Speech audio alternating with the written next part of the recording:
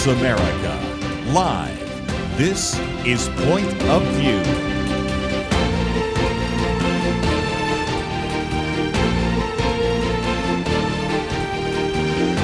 And now, Liberty McArtor.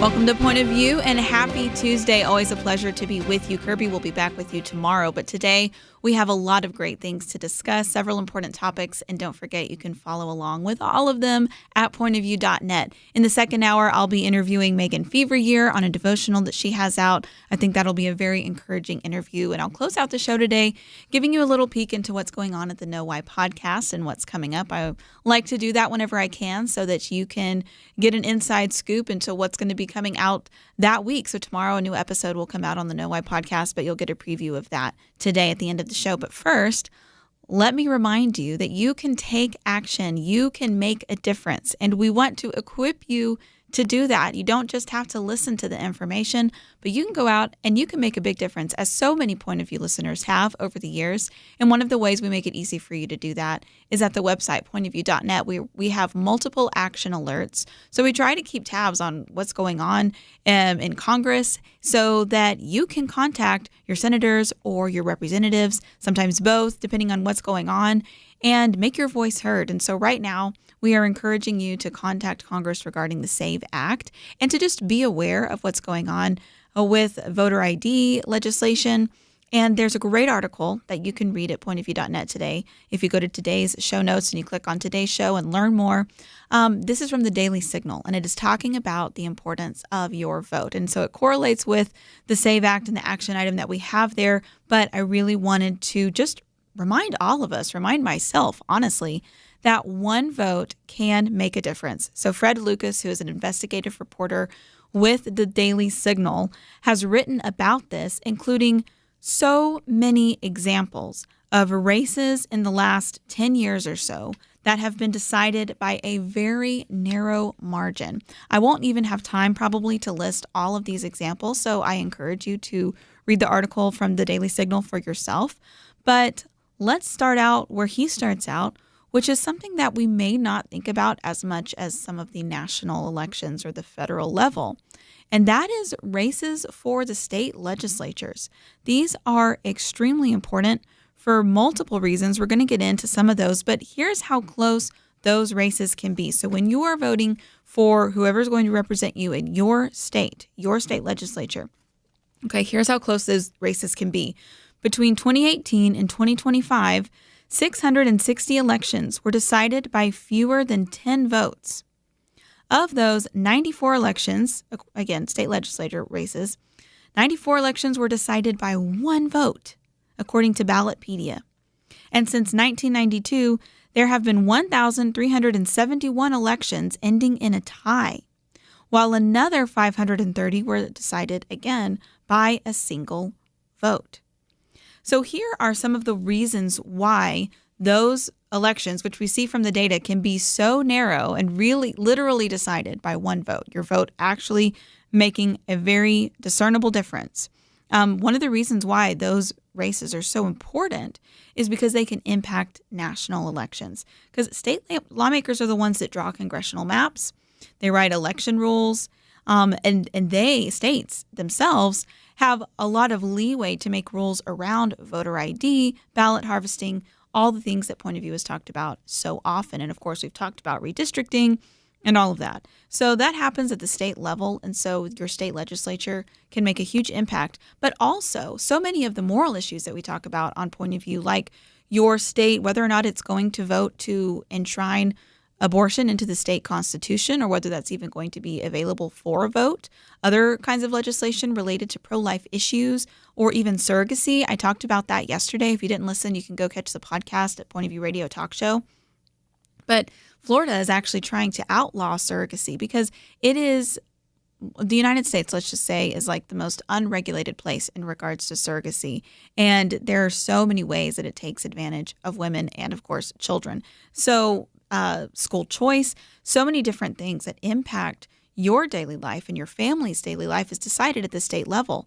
And those races are so close. So here's just a couple of examples, okay? As recently as March 2026, a candidate for House District 35 in Arkansas won a primary election by a single vote. That was Joyce Ann Gray. Okay, so also, this is another reason why I think the SAVE Act matters and why we really do need to make sure that our elections are conducted with integrity. Because when you have elections that are decided on such a narrow margin, then think about the impact that fraud can have. The impact of fraud is amplified, including non-citizen voters. So let me just reiterate this. We've talked about it before, but just in case you've missed it or need a reminder, last month, the Department of Homeland Security released estimates that 4 states, California, New Jersey, Nevada, and Pennsylvania, had 256,463 non-citizens on their voter rolls.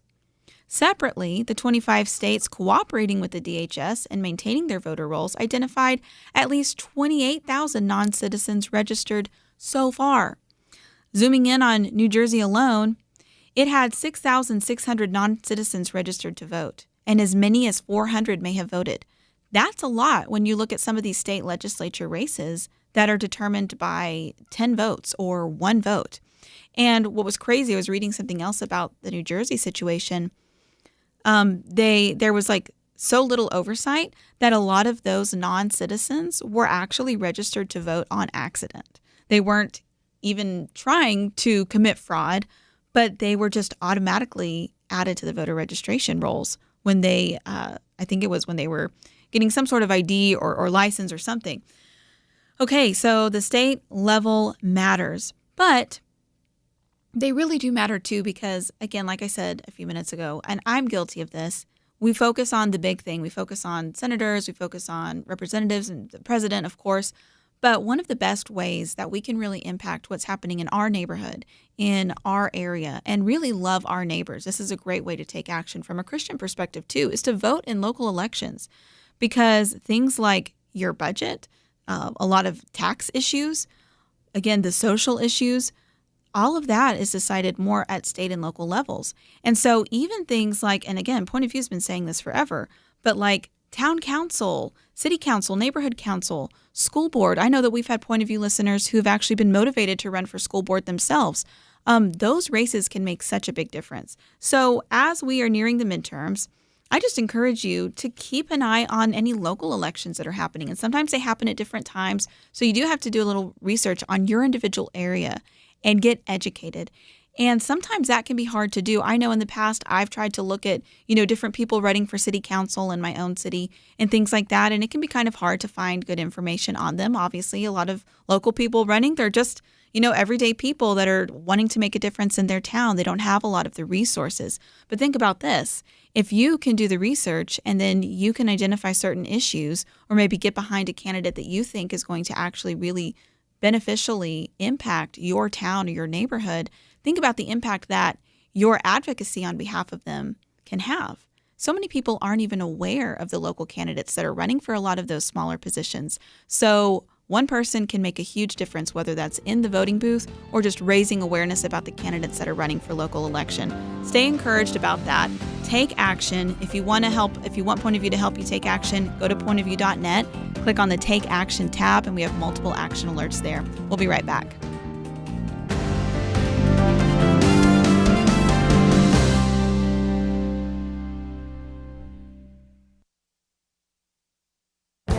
This is Viewpoints with Kirby Anderson.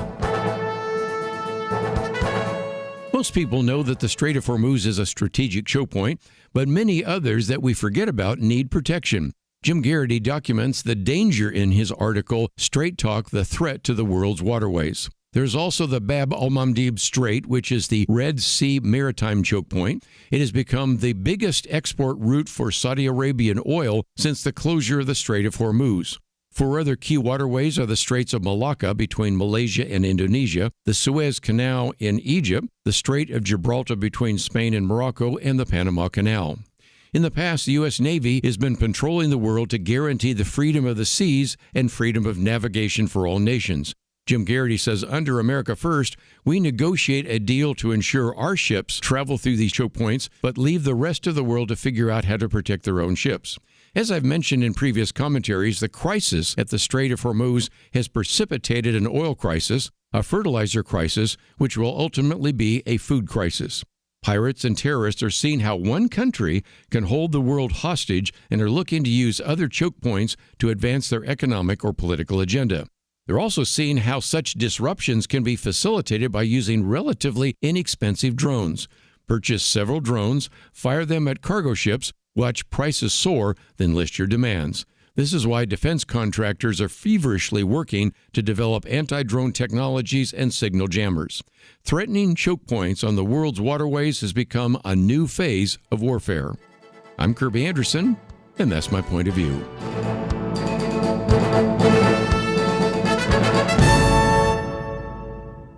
Go deeper on topics like you just heard by visiting pointofview.net. That's pointofview.net.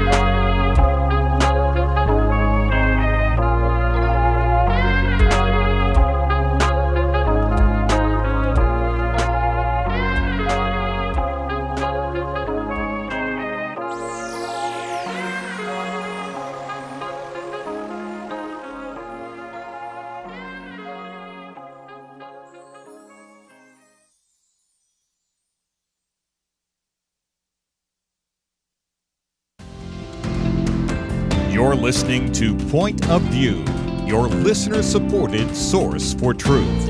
All right. I'd love to hear from you. I'd love to get some phone calls. So here's the number, 800-351-1212. That's 800-351-1212. I want to talk about Gen Z. And we've been talking about this over the last few times, and I've had the opportunity to be here on our last Next Generation Roundtable. We had Ethan Watson on. I really appreciate his perspective as somebody who is feeling, as somebody who's in grad school as he is, he's feeling the struggles that are facing a lot of Gen Z with regard to job uncertainty. What is the job market going to look like? Housing cost, wanting to be able to start a family, but worried if you're going to be able to provide for them. And we talked about something called Gen Z malaise last time. And he said something that I think was really important and really insightful, which is that we don't want to adopt the same victim mentality that we have seen, honestly, really harm a generation and an ideological movement.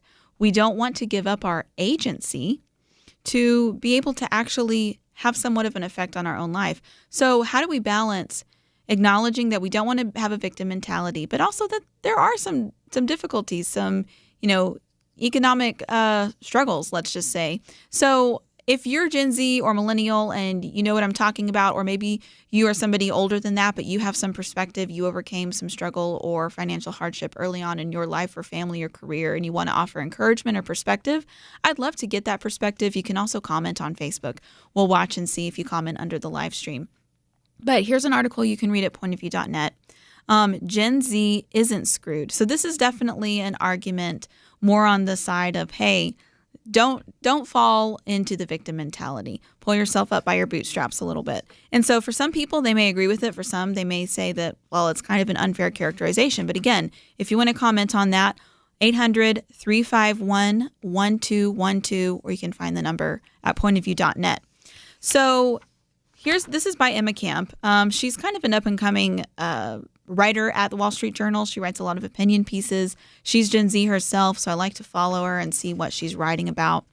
But she acknowledges that there are some difficulties that Gen Z is facing. For instance, there's the job market's not great. There's uncertainty regarding AI. Housing prices are going up. The median age for first-time home buyer is going up. However, she said that she really doesn't think her generation is keeping a good perspective. She says that these aren't unprecedented challenges. She says millennials had the Great Recession, boomers had stagflation in Vietnam, and everyone forgets about Gen X, which is true. People talk about boomers and millennials and Gen Z, eventually Gen Alpha, but okay, where's Gen X? They kind of flying under the radar. So Gen X of them. But anyway, she said there's actually a lot of good for Gen Z right now, that they are out earning their 1990s counterparts by far. They're also more likely to have a bachelor's degree. And then counterpoint to that, does a bachelor's degree mean as much as it used to, since everybody has one? And a lot of people have really gone into debt to get those degrees. But Gen Z is technically, in terms of a degree, acquiring, are the most educated generation on record. So she says, why do so many people seem so hopeless about the future? And she thinks that it's because hopelessness can actually be self-protective. So this is her argument. I think there's some truth to it. She says, if you convince yourself that you have no agency, that the meritocracy is a myth, that the world is broken and hurtling toward disaster, then you may relieve yourself of any obligation to improve your situation. And it's also a shield against disappointment. So here's something that one graduate said. This was actually in the New York Times article that we referenced the other day, and she quotes it again here. A 24-year-old recent college graduate was talking about kind of their outlook on the whole situation. And this person said, I think looking ahead to the future is actually detrimental to you. Now, that's really sad, for one, that somebody has that perspective that they don't even want to look to the future. And I think what that person is critiquing is, this mindset of, well, hey, everybody has to start out somewhere. Everybody has to struggle a little bit. But if you save and work hard and just wait your turn, then you will also get to reap the benefits economically down the line, just like maybe the baby boomers are doing now. And so there's kind of a rejection among some Gen Zers saying, no, I don't want to just look ahead to the future, and that's detrimental. So I think there's actually a mix of truth here. Like we want to look ahead and plan for the future, and we know that, what's the saying? Good things come to those who wait. Sometimes, if things work out well.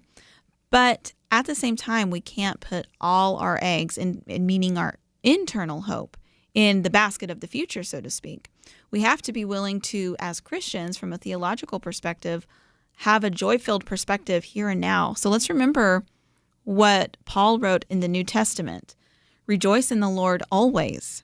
And he was writing to Christians who faced severe persecution. So we're not even talking about like, oh, am I going to be able to buy a house and all the things that we talk about today. It was like, am I going to get killed or tortured tomorrow?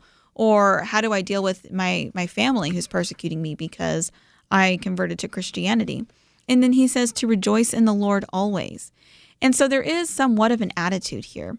And so again, it's like, how do we have to discern that wisdom of balancing, acknowledging the problem and wanting to address it? Because I do think there are things that we can address. I think there's a lot of corruption in higher education. I think that it has gotten, very bloated in terms of what it costs to actually get a degree. And many of them are not helpful. I think that this kind of culture we've created where you have to get at least a bachelor's degree to even get an entry-level job, it really does keep a lot of young people starting out in their career. And so I think that there are things that we can tackle with that regard. I think we can build more homes and there's a lot of policy that we can implement. But at the same time, I think we have to be very careful to notice that it has not always been easy. It hasn't always been easy for young people. Other generations have had to overcome their own version of hardship. And at some point, as Christians, this is where we can bring the truth into it. We have to say, look, we don't know the future. Like, we cannot predict what's going to happen, even in a stable economy, even when everything does seem to be going well, when you do feel #blessed and everything is going your way, you don't know what tomorrow is going to bring. And so I think what a lot of people are missing, and again, this isn't to dismiss the real concerns, but I think what a lot of people are missing is some sort of internal hope that gives them an ability to have joy and to put their minds on things that matter the most. So anyway, to continue with what Emma Camp said in her article, she says, that it's not really in vogue to have a kind of optimistic outlook, though. In fact, believing that everything is doomed has become a signal of intellectual superiority, she says. Only the blithely privileged could believe that things are all right. And I think there's some truth to that, because in a culture that we've been in for a long time where there's this victim mentality, if you try to talk about overcoming that or trying to steer your own ship, so to speak, or how things aren't as bad, and you point to areas in the past or you point to other areas around the world, then you're accused of being insensitive or that you're not acknowledging the struggle that other people are going through. We've seen that applied in racial conversations. We've seen that applied in the, in gender war type conversations. And now I think the moment is kind of moving toward we've got this class division. I'm going to talk about socialism again in a minute, but also just generational. And so we don't want there to be this generational, warfare, so to speak, where one side, one group just refuses to listen to the other. Whether that's one side saying you don't realize how easy you have it, you shouldn't be complaining, or one side saying you have absolutely no perspective to offer. But it is harder and harder to have those conversations, because if you do try to offer perspective, then a lot of times that's a signal that, okay, well, I shouldn't really listen to you at all. But here's how she ends. And she says, blaming other people is always easy, but never as fruitful as deciding to steer your own ship. The biggest challenge facing Gen Z might not be the economy or climate change, but our own lack of will. So again, as Christians, I think when we have the opportunity to talk with young people, whether they're in our family or in churches or Bible studies or groups that we're in, then we can acknowledge, yes, there are hardships. There's a lot of uncertainty in the world right now, but we can also point to something that the world isn't even talking about, and that is an eternal hope. That is a message that says you can rejoice always, even in what may seem on the outside like the darkest hour. We need to have some that maintain or retain and recover that internal locus of control that gives us hope and realizes that we can trust the Lord. He is in control ultimately, but we can control our attitude. So there's the balance. It's not always the most popular balance to strike, though, but we'll be right back here on Point of View. At Point of View, we believe there is power in prayer, and that is why we have relaunched our Pray for America campaign, a series of weekly emails to unite Americans in prayer for our nation. Imagine if hundreds of thousands of Americans started praying intentionally together on a weekly basis. You can help make that a reality by subscribing to our Pray for America emails. Just go to pointofview.net and click on the Pray for America banner that's right there on the homepage. Each week you'll receive a brief news update, a specific prayer guide, and a free resource to equip you in further action. We encourage you to not only pray with us each week, but to share these prayers and the resources with others in your life. Join the movement today. Visit pointofview.net and click on the banner Pray for America right there at the top. That's pointofview.net. Let's pray together for God to make a difference in our land. Point of View will continue after this.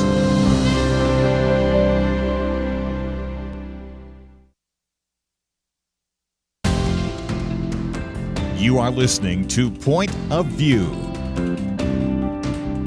The opinions expressed on Point of View do not necessarily reflect the views of the management or staff of this station.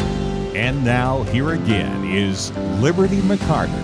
Just a reminder, you can call in if you want to make a comment on anything we're talking about today. Just talked a little bit about Gen Z. The number is 800-351-1212.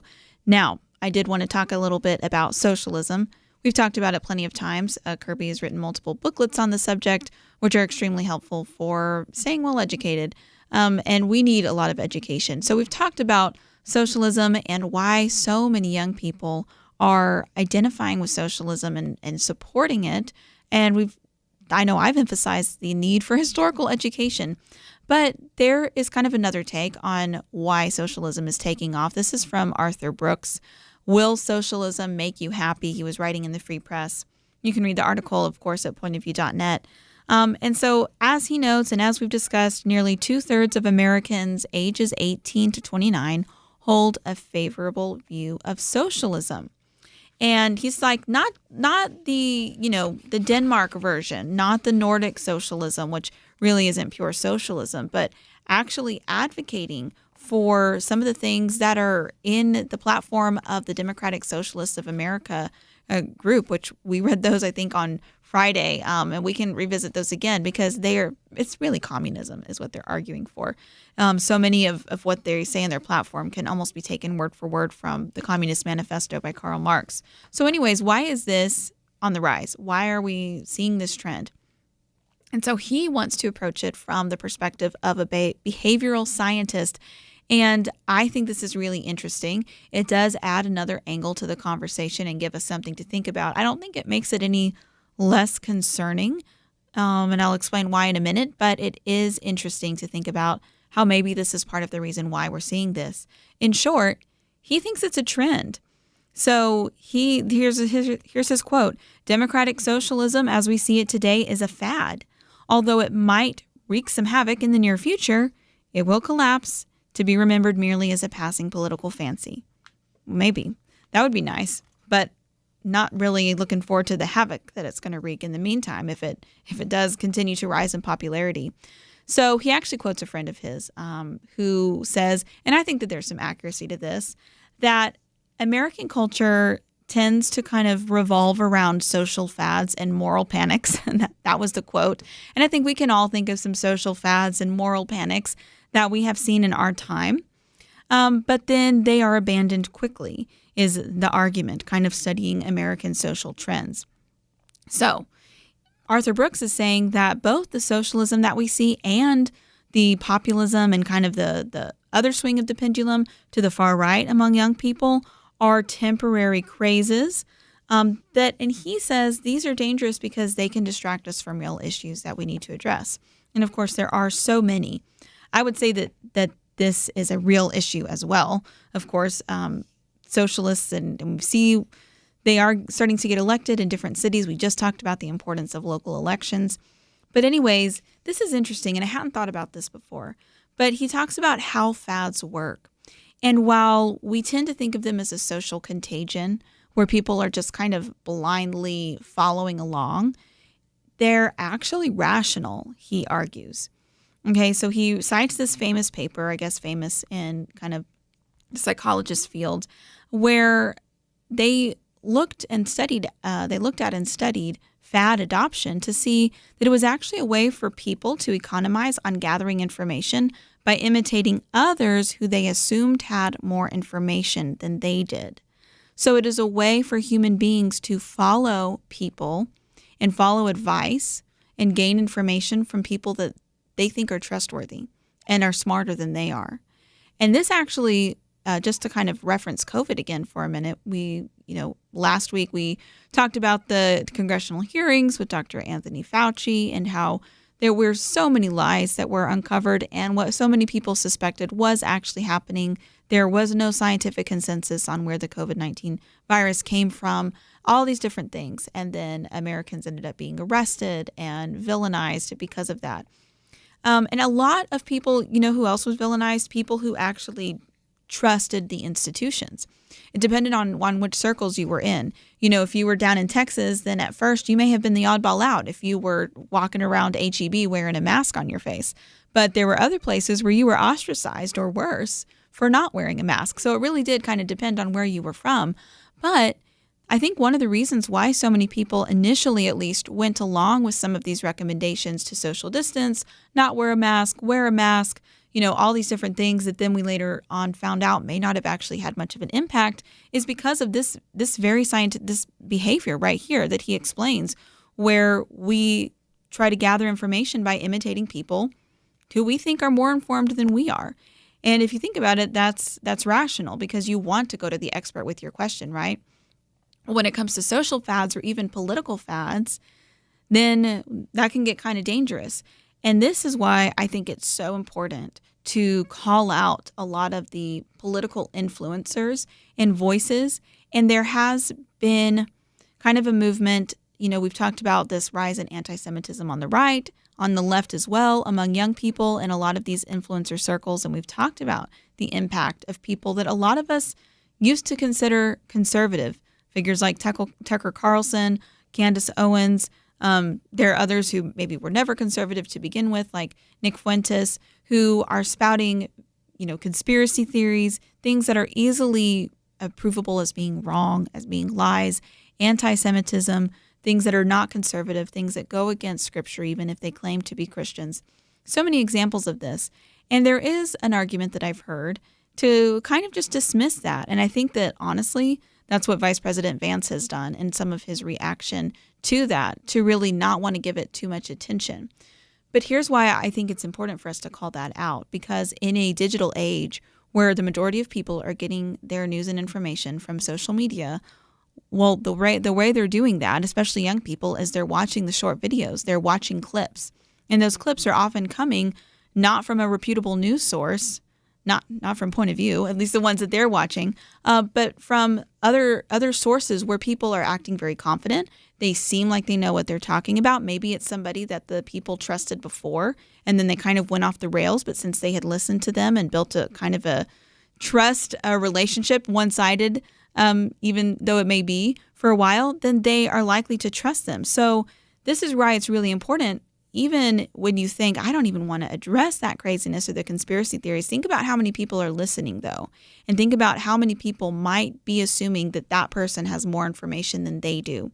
And then they jump on the trend as a rational act, even if they're not necessarily thinking through it in so many steps, because they think that it is a rational step, a rational thing to do, to follow somebody who might be more informed than they are.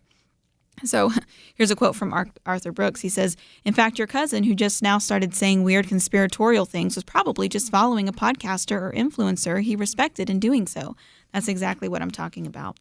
So we have to really be careful. We have to spend the time, I think, even more so in the digital age, to call out what seems crazy, because that's the information that people are seeing. Now, here's the other thing about the digital age and why we have to be careful. In the past, a fad might take years to spread, but today, literally, it can take seconds.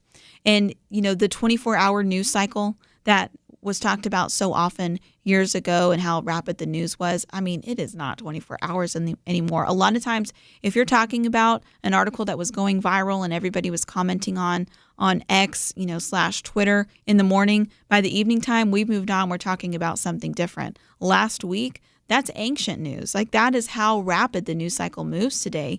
And the same thing with these social fads is that through TikTok and social media, which is where people are getting their news, it's a fast spreading craze. And so people are seeing this. So Mayor Mamdani made extensive use of social media. And that is something that Democratic Socialists in general have done. They have really done a good job of going where the young people are, spending their attention, and they're going on there, and that is where those fads and those trends are spreading. So here's where Arthur Brooks lands it, saying that, this is probably just a fad. People will probably move on from the current kind of Democratic Socialists of America swing that we're seeing. And so he argues that we shouldn't worry about it too much. We shouldn't panic about it because it is a fad. But I have to say, I think that's good advice in general, to keep a broad perspective. But we better hope that the fad doesn't win too many elections, because then we will end up having socialist policies. And even if the general public moves on, a lot of damage can be done in the meantime. And again, we do have history to show us how. So this is why education is so important.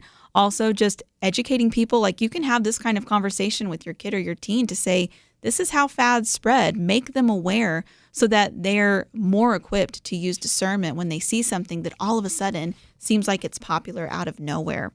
And then I think we also, this is another thing he says at the end, we have to be willing to be nonconformist, to not go along with the fad if it doesn't pass the smell test of truth. So that's what we want to encourage you to do at Point of View. Of course, you can read that article for yourself at pointofview.net. We'll be right back.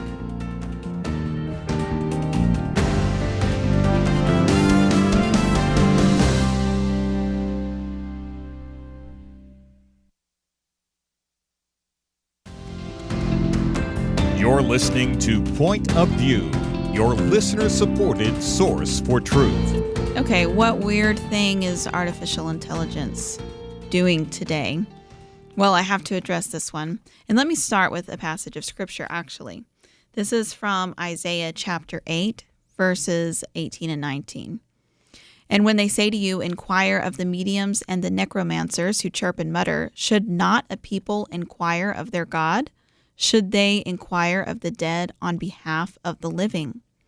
Now, we know throughout the Bible, throughout the Old Testament, there are multiple places where God says this. Don't try to contact the dead. Should not a people inquire of their God? We can go directly to God. We can pray to him. And a lot of people probably aren't out there actually visiting mediums or anything like that, but they might be tempted to use a grief bot or a death bot, as some people call it. So you can read about this along with me if you want from the National Review. We've got the link at the website, pointofview.net. A conversation with the dead. Now, these are real products that are growing in popularity, and I think you can probably guess what they are.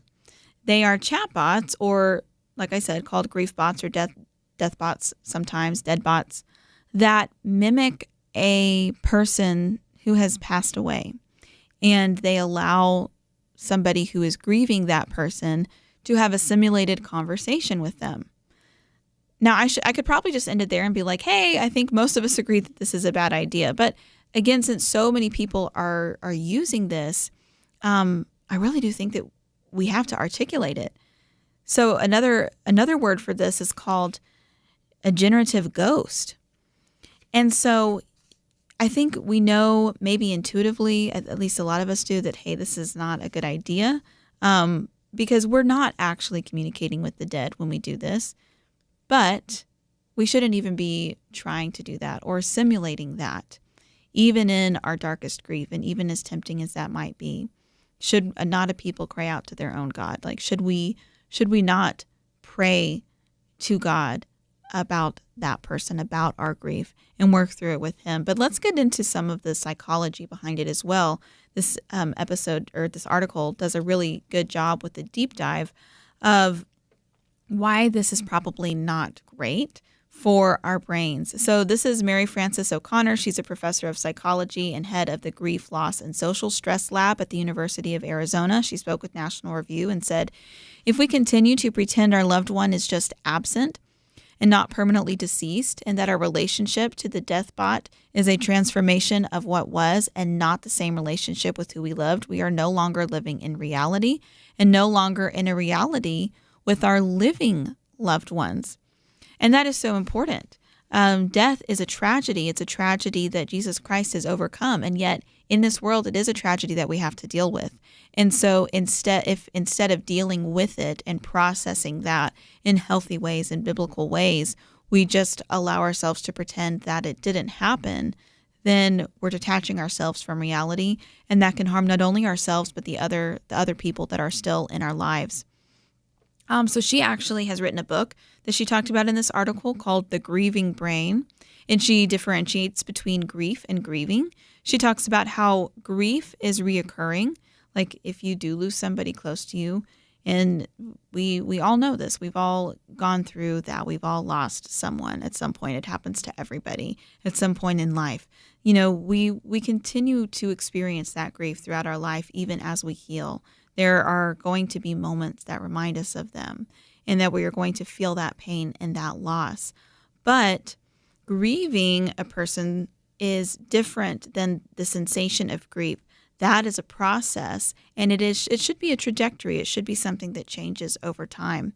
And so if you are continuously in a state of grieving, though, and your brain doesn't heal, it'll actually rewire what she calls your virtual maps. And what's going on inside your brain, and completely change your worldview and how you even see the world, because it doesn't allow you to actually go through the grieving process and then heal. And you will still experience grief later on again, but it keeps you in that perpetual state, or maybe just avoiding that and not going through it. And that does fundamentally change your connection to reality. So somebody else, another psychologist, talked with National Review and said, and we may not like to hear this because we know how hard it is to lose someone that we love, but he says most people cope with loss very well, and I don't think that's very understood.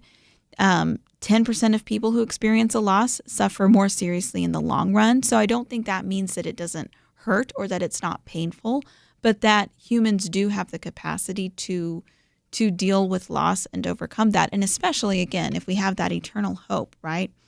And so here's something that he notes that is extremely important, and that if we do have somebody that is in a vulnerable position, maybe they have just lost a loved one, and we think that this might be happening or that they are engaging in this where they are trying to create a virtual, version of their loved one to speak with, that these companies, they're not doing it because they care about the psychology of grief or helping people process or anything like that. They're just doing it to make money. And there are a lot of ethical questions that are raised when people do this. For instance, I saw this reported a couple of months ago. It's not new, but it was another service like this where all it needs is a few seconds of a video of the person that you want to quote unquote preserve, and it will generate a bot of that person that looks like you're basically FaceTiming somebody. And they will, they advertise it as they'll speak in the words that your loved one would have used and look like your loved one did. And it allows people to have what, again, appear to be conversations with the person that has passed on. But here's where it gets really insidious. You can get more time with your, virtual version of your deceased loved one if you pay. If you go premium, you can have this many minutes of chatting with grandma. I mean, how dark is that? They're totally exploiting people and taking advantage of that. And of course they are. So this raises other interesting questions as well. For instance, when we live in such a digital age now, and so many people, they've got social media accounts, they've got email accounts, they've got all these different platforms and things that they've been on. And in the past, we didn't really have to worry about that so much. But when somebody does die, who gets access to that kind of thing? And with AI having this capability, you really do have to think about that. You have to be careful because could somebody take videos and images and wording from somebody without their consent and then make a virtual version of them? I mean, that sounds, very dark and evil to me, but I could definitely see it happening.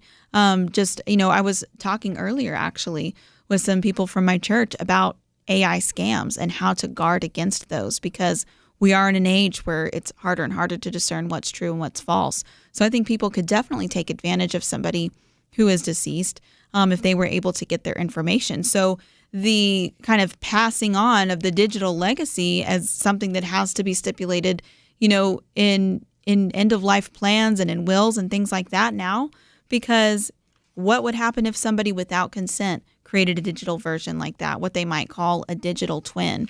And so these are the kinds of ethical questions that we're faced with in the new age that we're living in. And again, as Christians, I think we can firmly say, this is not okay. It's not okay to do this. And if people are in a position where they're falling into this kind of behavior, then we need to lovingly pull them out of that and pull them back into reality.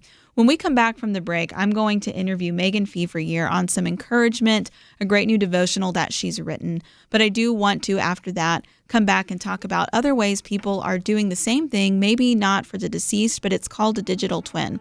And they're basically creating a virtual version of themselves so that they can do a lot more tasks, but they're not really doing it. But first, we'll talk with Megan. It's going to be a great conversation, so stick around. We'll be right back after this break.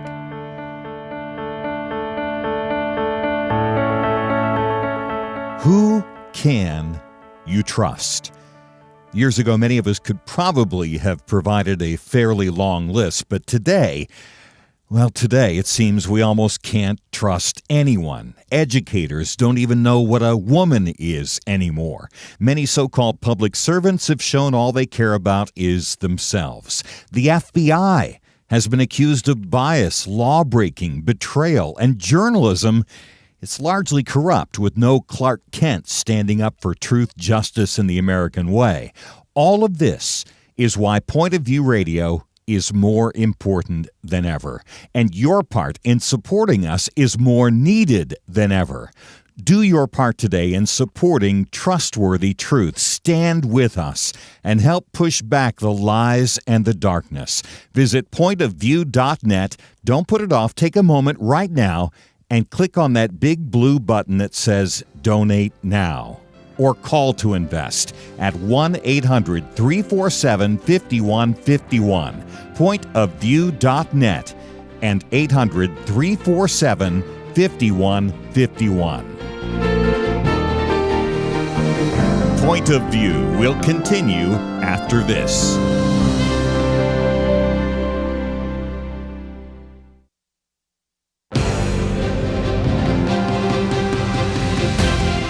Across America, live, this is Point of View.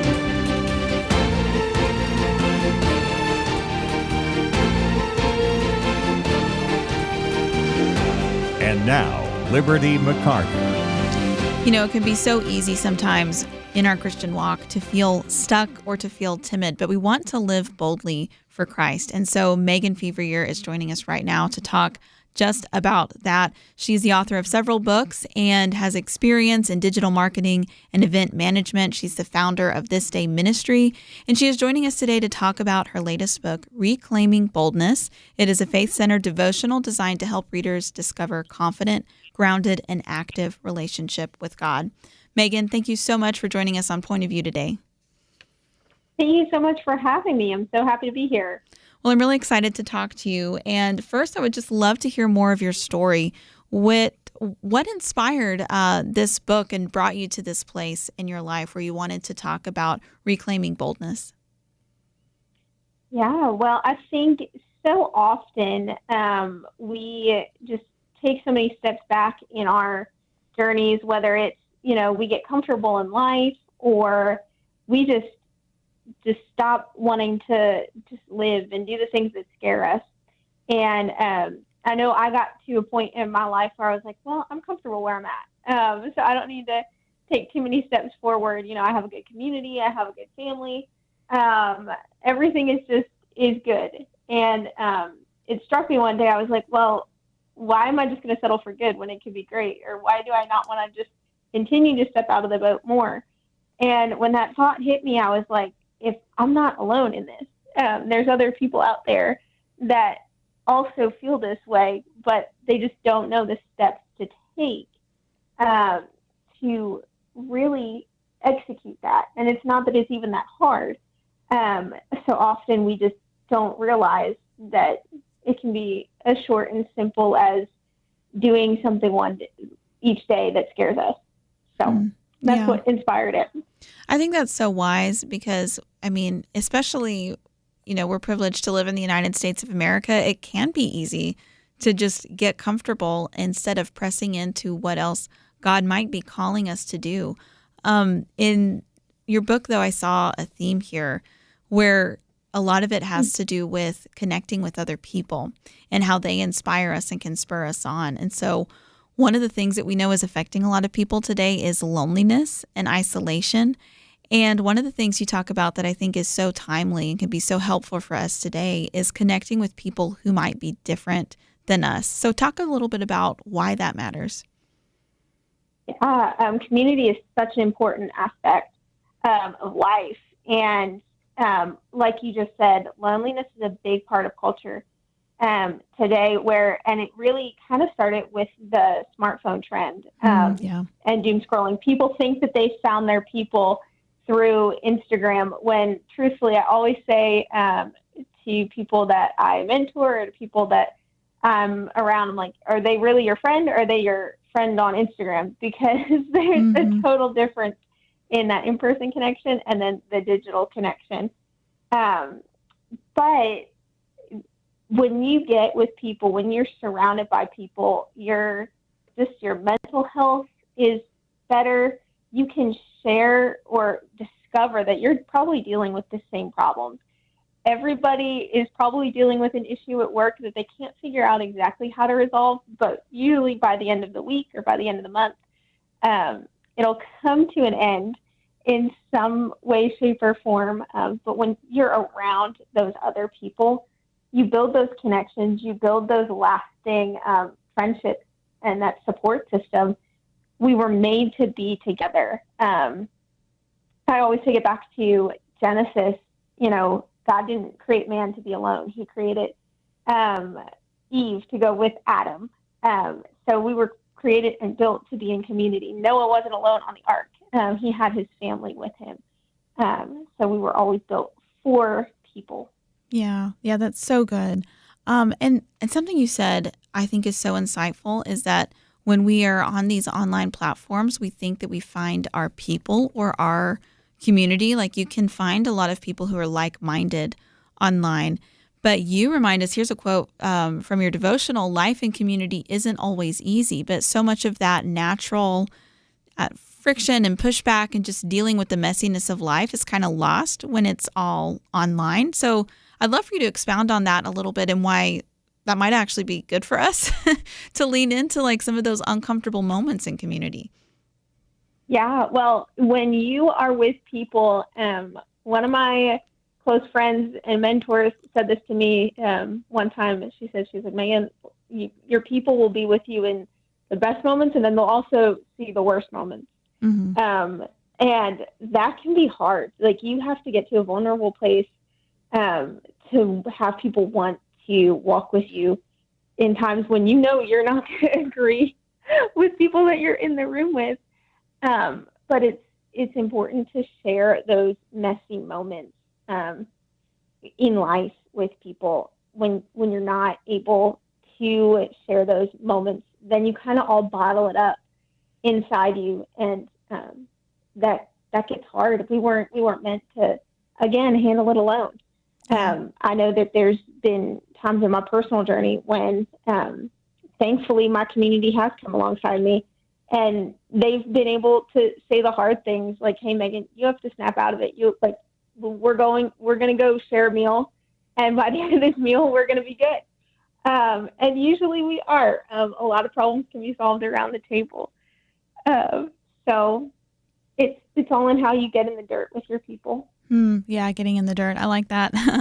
And so one of the things that I appreciate in your devotional is that you have these reflection questions, but also an application, which you call an adventure. So we've been talking about loneliness, and we're going to go to a break in about a minute and a half, but just quickly, like some steps for people to take if they want to work on building that in-person community.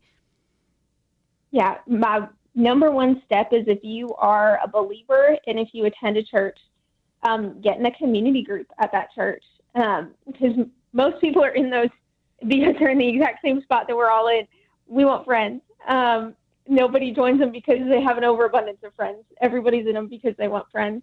And if you aren't a church-going individual, there is a ton of local community groups that you can get involved in your local community too. Just search them, Google them. They're out there. Yeah, absolutely. Well, we're talking with Megan Feveryear. We're going to go to a break here in just a moment, but when we come back, we'll continue talking with her because I want to keep talking about the themes in her book, Reclaiming Boldness, and even reaching out, like she just recommended, to join a community group or join a local group in your area to meet people in real life. That can be kind of scary. I actually went to a devotional today with some ladies in my church, and it meets at a local coffee shop. And they were going around the table talking about how they came to that Bible study. And one of the ladies said that she walked into the coffee shop, saw some people talking and said, hey, do you have a Bible study here?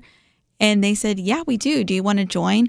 And now she has a group of friends that she meets with every single week. And so sometimes it can be that simple of just asking a question or on the other end, extending an invite. And I think people are hungry to connect. And so I so appreciate you bringing that up, Megan. But we're about to go to a break. Don't go anywhere because we have more to discuss with Megan and On Point of View today. We'll be right back.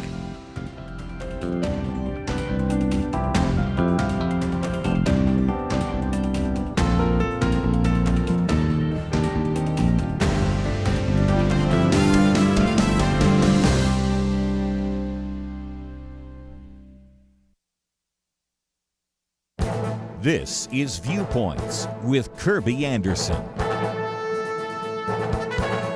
Most people know that the Strait of Hormuz is a strategic choke point, but many others that we forget about need protection. Jim Garrity documents the danger in his article, Strait Talk, the Threat to the World's Waterways. There's also the Bab al-Mandeb Strait, which is the Red Sea maritime choke point. It has become the biggest export route for Saudi Arabian oil since the closure of the Strait of Hormuz. Four other key waterways are the Straits of Malacca between Malaysia and Indonesia, the Suez Canal in Egypt, the Strait of Gibraltar between Spain and Morocco, and the Panama Canal. In the past, the U.S. Navy has been patrolling the world to guarantee the freedom of the seas and freedom of navigation for all nations. Jim Garrity says under America First, we negotiate a deal to ensure our ships travel through these choke points, but leave the rest of the world to figure out how to protect their own ships. As I've mentioned in previous commentaries, the crisis at the Strait of Hormuz has precipitated an oil crisis, a fertilizer crisis, which will ultimately be a food crisis. Pirates and terrorists are seeing how one country can hold the world hostage and are looking to use other choke points to advance their economic or political agenda. They're also seeing how such disruptions can be facilitated by using relatively inexpensive drones. Purchase several drones, fire them at cargo ships, watch prices soar, then list your demands. This is why defense contractors are feverishly working to develop anti-drone technologies and signal jammers. Threatening choke points on the world's waterways has become a new phase of warfare. I'm Kirby Anderson, and that's my point of view.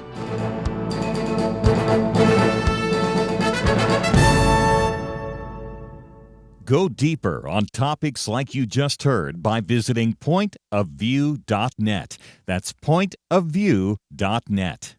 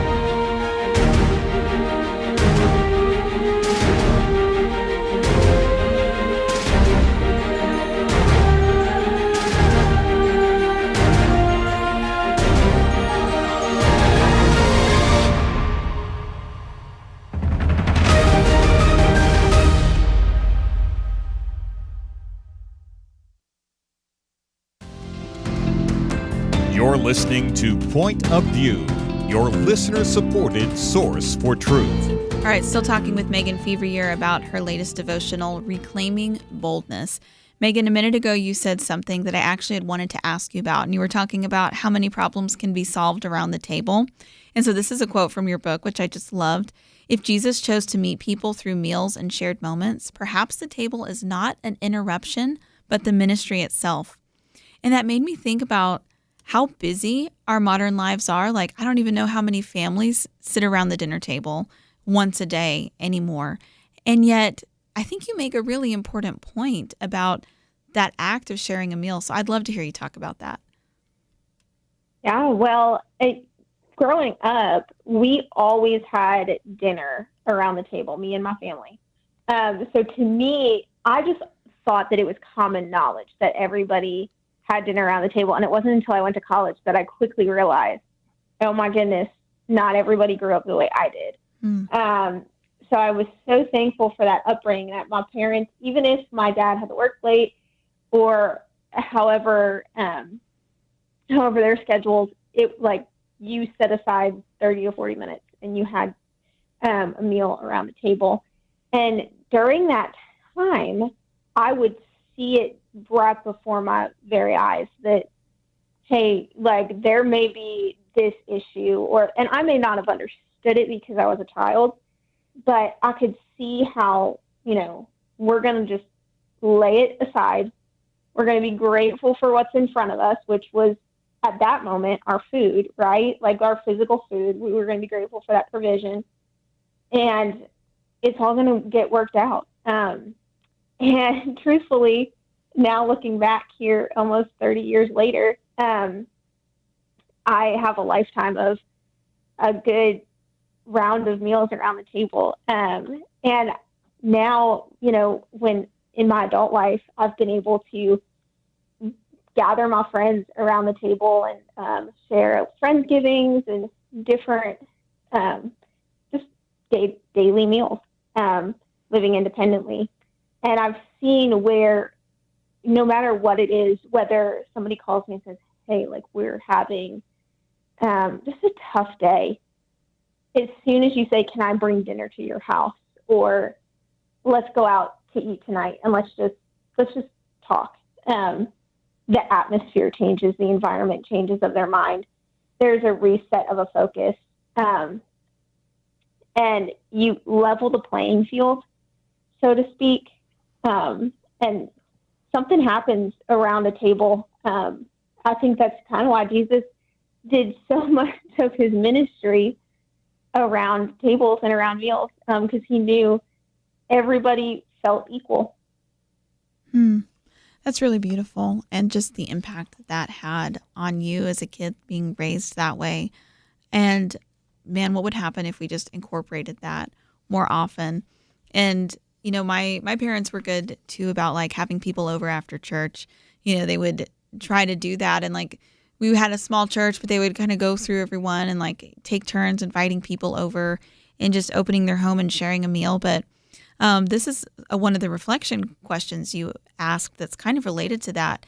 And that is, how has advancement hindered you from cultivating friendships? Because if we're going to invite someone to a meal or invite somebody over, then that takes time. And that really was kind of convicting for me too, because like these relationships and stepping out there, like it requires boldness, but it also requires a sacrifice of time, doesn't it?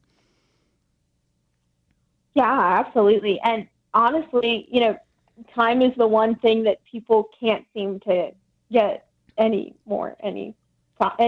time these days. You can't seem to find the time, or everybody wishes for more than 24 hours in a day.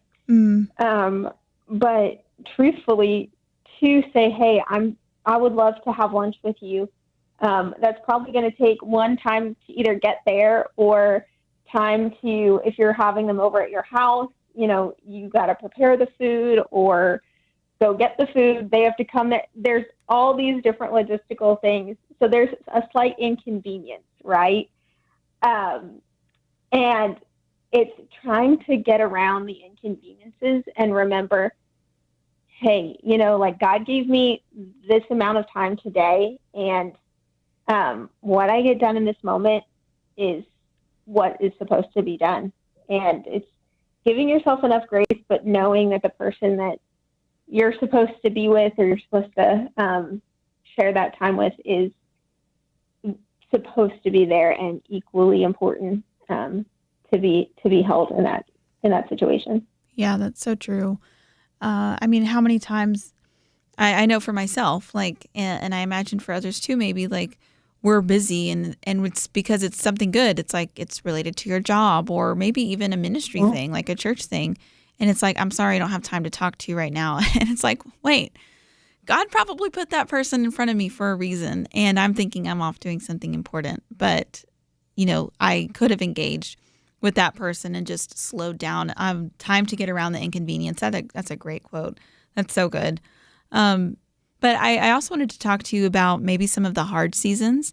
And so you mentioned like stepping out of our comfort zone and living in boldness and stepping forward into what God has for us. And even if we're inconvenienced along the way, but I know we all have seasons that are difficult, or we have disappointment or tragedy or doubt. And so it can be really hard to try to discern what God has for us when we're walking through those kinds of seasons. So I would love to hear any encouragement that you have to offer on that as well. Well, hard seasons come to everybody. And if you're not walking through a hard season right now, one, be thankful. And two, brace yourself, because you're probably getting up to one. Yeah. But when you're kind of walking through those hard seasons, it's always good to find time to be still. And if you are a person of faith, listen for God's voice. And if you are I know like there's a heavy influx coming into Christian culture, and people are experiencing revival in their hearts, which is so incredible. Mm-hmm. But if you still have not, figured out really what faith is, and you are walking through a hard season, just take time to be quiet, because God very well could be nudging on your heart. But it's taking that time, being still, and listening, because so often our phones are going off. We're probably getting 3 or 4 calls at one time, or text messages are lighting up. We're getting emails, so much. So take time to just get quiet. And that can maybe just mean you just sit outside in nature, or you sit and journal, whatever that looks like. But those hard seasons will come. And then coming out of those hard seasons are always so beautiful when we've discerned what God has been saying to us. Yeah, I love that. And that is sometimes a bold move or an uncomfortable move for a lot of people when we haven't allowed ourselves to just be still. And maybe something inside of us knows that we haven't allowed ourselves to sit there and be still. But that is where we encounter the Holy Spirit, I think. We're winding down here, but I would love to just hear again your heart. When people read your book, Reclaiming Boldness, or encounter the other aspects of your ministry, what's your heart for them? What do you want them to take away? Yeah, well, when people read the book, I just hope that, one, they're encouraged to take that one bold step every day. I think definitely as a culture, we have seen the shift of, well, if it's scary, I'm not going to do it, because what if this, and this happens? And I totally get it. I know, life is not the best to us when we take risks, but sometimes that's where the most rewarding part is. So I would just encourage people, make one bold step every day, because you're going to see the fruit, and we want to live a life of good fruit. So just take that one bold step every day. Maybe it's sending the text message to somebody that you haven't talked to in a while, or maybe it's trying a new food because you want to be more adventurous with your eating.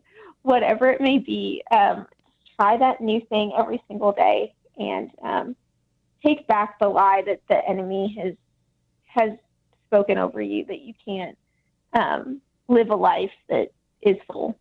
Yeah, so beautiful. Well, Megan Feveryear, thank you for joining us on Point of View today. It's been wonderful talking with you. If you would like to get a copy of Megan's book, Reclaiming Boldness, or check out any other aspect of her ministry, she has podcasts and blogs and articles that you can look at, then go to pointofview.net. We have the link to her website, and you can see everything that she has to offer. Don't go anywhere, because we're going to a break, but when we come back, I'm going to give you a little bit of a preview of what's coming up next on the Know Why podcast. Stay tuned.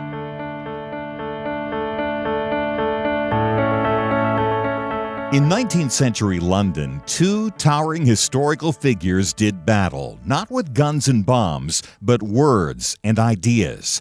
London was home to Karl Marx, the father of communism, and legendary Baptist preacher Charles Spurgeon.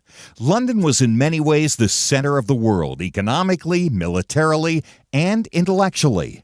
Marx sought to destroy religion, the family, and everything the Bible supports. Spurgeon stood against him, warning of socialism's dangers. Spurgeon understood Christianity is not just religious truth, it is truth for all of life.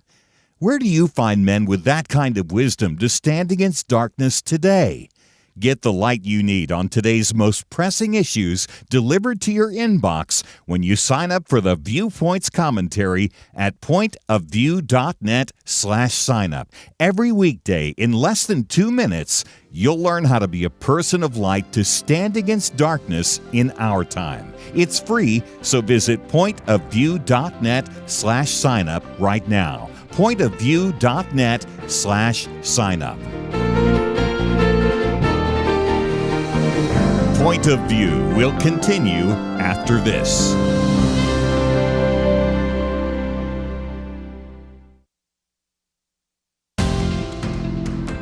You are listening to Point of View. The opinions expressed on Point of View do not necessarily reflect the views of the management or staff of this station.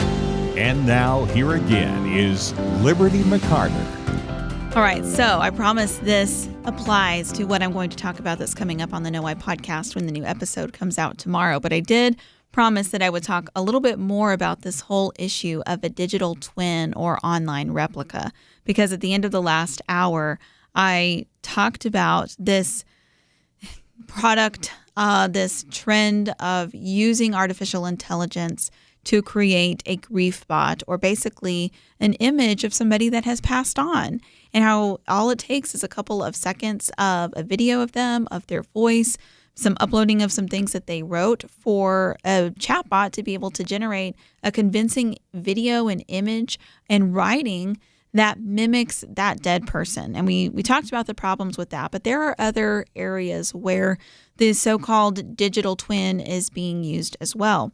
Case in point, this is an article from the New York Times. When his church goes dark, they talk to his digital twin. Yeah, this is a pastor. And so you can read the article at pointofview.net. This is a pastor, Justin Lester, in California. And again, this is one New York Times profile. I don't know this man. I don't know his heart. It seems like he's trying to do a lot of good things and wants to use technology as a tool to accomplish that. But this is where we have to tell the truth. And I think we're missing the point in a big way. And I don't think it's just this pastor. I don't think it's just people who are using the grief bots, so to speak. I think this reveals a root sin in all of us, and I want to talk about that.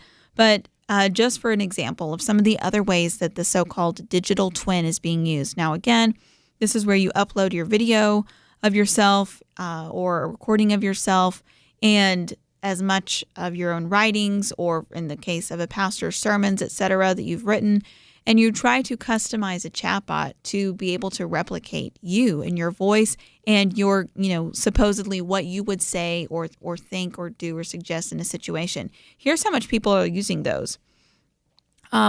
This says, Lester, and that's the pastor, and hundreds of others have brought AI into its most human form yet by transferring their thoughts into data and building online replicas of themselves. The digital twins can answer in the real person's voice and apply their thinking on demand for anyone who wants to chat online or call. Some companies now build twins that sit on Zoom calls for CEOs or manage projects while their owners are on vacation. Professors at Clemson University deploy them to answer student questions at 2 a.m. There's another man, again, this goes back to the grief bot, who created a digital twin after he was diagnosed with terminal cancer so his wife could still talk to him. I know we've probably all said at some point when we've been really busy, I wish there was two of me or more versions of me. Well, some people think that, well, with AI, there can be. So why not? That was this pastor's argument. He is reported here. The reporter was there when he introduced this to his congregation, and he said, it's a digital version of my mind. If I'm asleep or traveling, you don't have to wait. You can have 24-hour access, 24/7 access to this other version of me. Well, first of all, no, it's not his mind. It's not a digital version of his mind just because he's uploaded things that he's written or said or spoken in the past.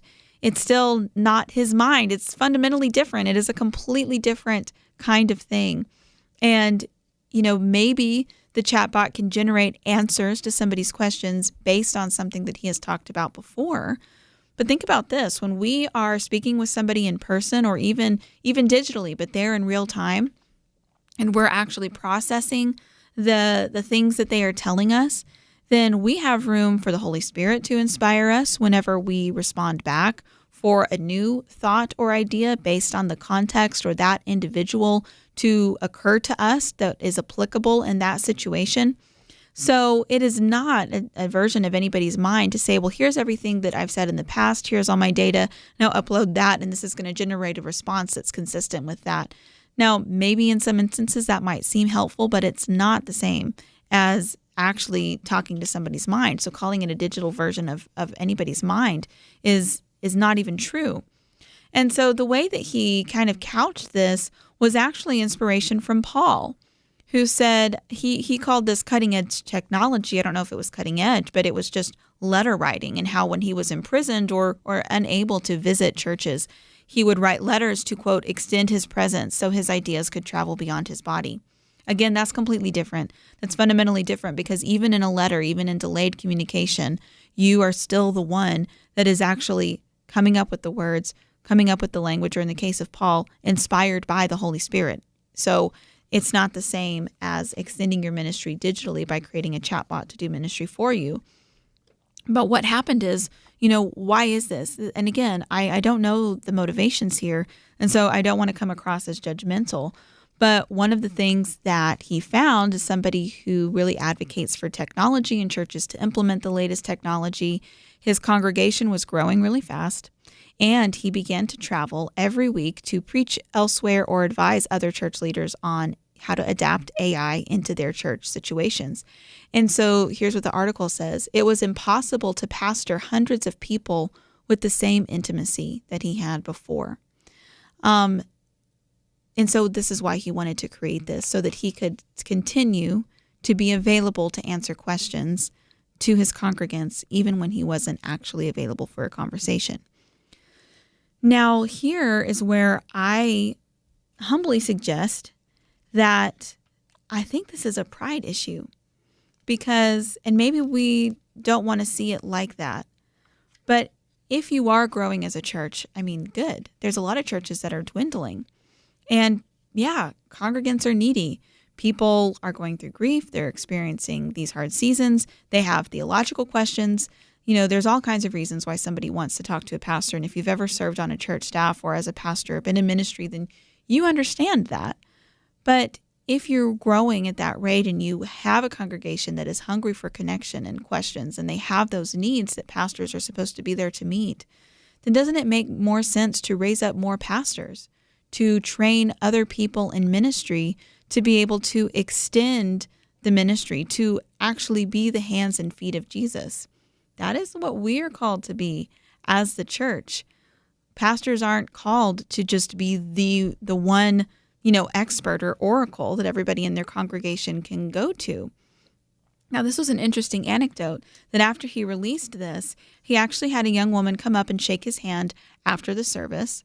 And then he saw her walk away and actually start chatting with his digital version on her phone as she was walking away from just having shook his hand. And he actually says, I wonder why she didn't just come up and ask me the question. Here's the thing. He can actually see the questions that people ask. Like, he gets a report from the AI every morning of what questions people are asking, so he can see. Well, I think it's obvious. Like, we've been talking about this. We just talked about it with Megan too. If in this digital age that we're in, where people are really getting used to interacting with people online or interacting with chatbots, there's not a whole lot of the personal friction.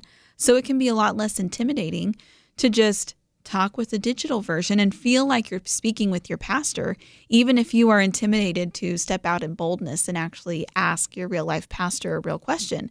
But he kind of set that up. So here are some of the questions that people are asking.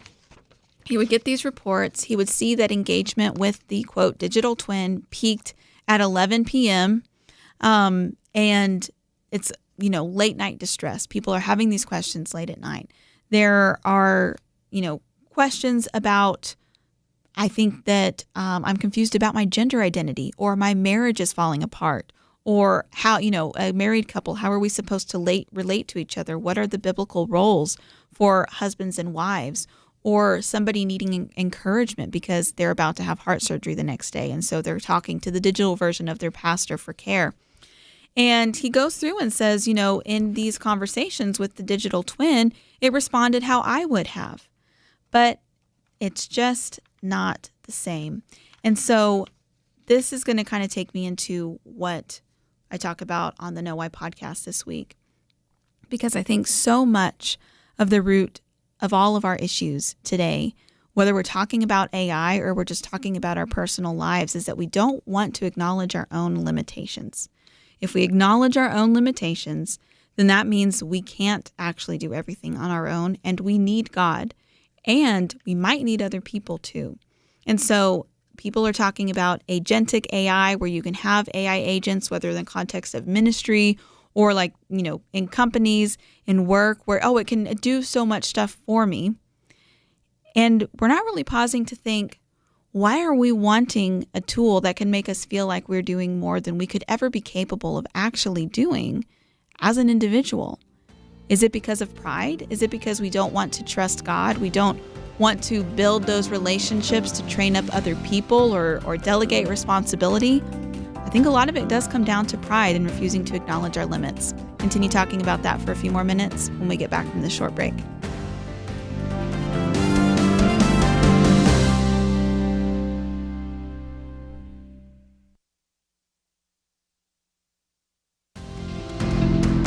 You're listening to Point of View, your listener-supported source for truth. Okay, how fun would it be to have a Point of View book club? I think we kind of already have one, because Kirby has the opportunity to interview a lot of great authors, as do I when I get the chance to fill in for him. And so we already talk about so many great books at Point of View. And so those are always great recommendations for you if you're looking for another book to read. But most of the ones we talk about are nonfiction or devotional or, something that's really going to make you think. I think we need a fiction book club too. And I'm going to give you the first recommendation. So this is not a new book. And I took the liberty of talking about it on the Know Why podcast, which is going to come out tomorrow. So here's a little preview of what that episode will entail. But I read another C.S. Lewis book. I grew up reading the Chronicles of Narnia. I was such a fan of C.S. Lewis. I've read some of his other great works as I've gotten older, like Mere Christianity and The Abolition of Man. But I had never read his space trilogy. And I had a lot of people, including Doug Smith, who has been on Point of View, tell me that I needed to read it. And they were saying, C.S. Lewis wrote this book or this trilogy in the 1940s, but the last book is really about artificial intelligence. It's so crazy. And when you read The Abolition of Man, which is a nonfiction book by C.S. Lewis, it's actually adapted from a collection of his speeches or essays, I think, that he did. He was very wise. He foresaw a lot of what was happening, not because he predicted the future, but I think he just had a really good tap on human nature and really understood it, and he understood our impulses, and he understood where they would lead. And lo and behold, they have. So what I didn't realize was that the third book in C.S. Lewis's space trilogy, the title of the book is That Hideous Strength, is actually the fictional counterpart to his book, The Abolition of Man. So if you've read The Abolition of Man and you haven't read That Hideous Strength, it's going to come together so well. But even if you haven't read The Abolition of Man, even if you haven't read the first two books in the space trilogy, you can read this one. Now, why am I talking about a C.S. Lewis sci-fi novel published in 1945? Well, I think it connects with what I was talking about just a minute ago. So I read this book. I was told that it was, kind of very fast-paced and, sci-fi and fantasy and a little bit creepy because it's really, kind of predicting a lot of things that we're seeing unfolding now. And I open the book and I start reading it, and it's about marriage. And I did not expect that. And I was like, okay, this is just kind of setting it up. We're going to learn about, grow on this great adventure, this sci-fi adventure through the POV of Jane and Mark, who are the married couple at the center of the story. And the theme of marriage kept reemerging throughout because, yes, there is a married couple at the center of the plot. They both go on their separate journeys, but it keeps coming back to their marriage, which is not great in the story. And I was kind of annoyed. I was like, why is Lewis harping on this? Why is he harping on their attitudes toward each other? This is sci-fi. I want to get to the interesting stuff. But what I realized is that there was a reason that he was focusing on that. And it all gets back to pride. So not any spoilers, just kind of understanding the basic characters here. You have Jane, the wife, that is the main character. She eventually realizes, and it's pretty evident, you see it pretty early on, that she has been too attached to her freedom or her perceived freedom in her mind to be able to fully give herself to her marriage. And that is the problem that we see today. So much so. In fact, on a break just a minute ago, I was looking at X, and there is now another viral post going around that is encouraging young men not to get married in their 20s because they will lose their freedom. And if you do that, you'll be miserable. Never mind that there's so much data talking about how much married men are actually happier and healthier and things like that, and married people in general. But specifically, and we've seen this messaging toward young women too, like don't get married, don't commit, don't settle down. It'll make you unhappy. It'll make you miserable. You'll lose your freedom. Well, that's not a new message. We also see in the counterpart, we see the husband here in Lewis's novel who is very much using people. He's using people, even his wife, as a means to his own end, as a version of self-promotion.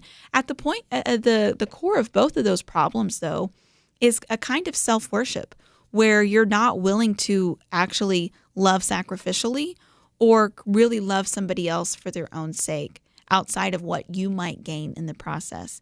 And that's a form of pride. And so let's expand a little bit and talk about kind of what else happens in the story.